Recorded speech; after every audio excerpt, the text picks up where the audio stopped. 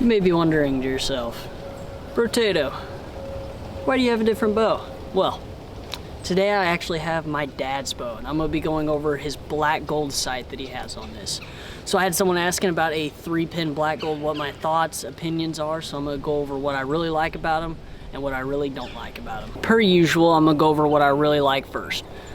First thing I really like about it is the pin brightness. It has by far probably one of the brightest pins on the market. They do a phenomenal job with wherever they source their fibers. Number two, what I really like about it, it's rheostat. Its built-in rheostat adjusts its color to allow a certain amount of lighting in so that those pins are bright but not overbearing. Number three, what I really like is the simplicity of it. You don't have to have a rocket science degree in order to set up and use a black gold sight.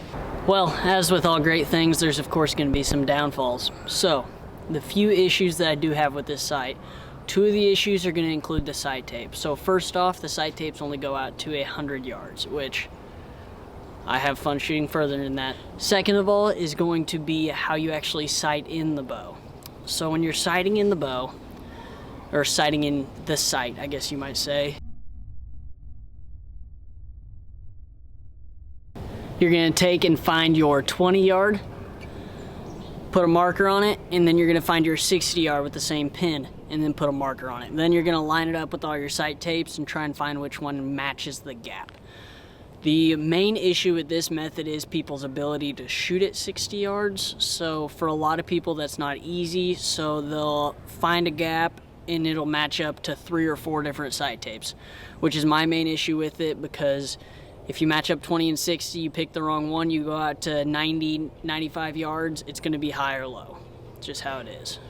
You can negate this issue though if you decide to shoot at 20 yards and shoot at 100 yards and pick that gap. If you're proficient at 100, I recommend no matter what sight tape you're using, if it's a flat one like this, I recommend shooting at 20 yards and then your maximum distance.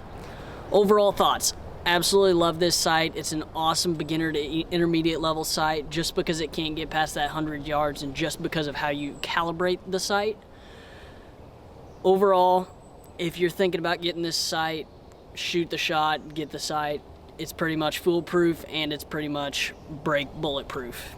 It's not gonna break, all aluminum. It's an awesome sight.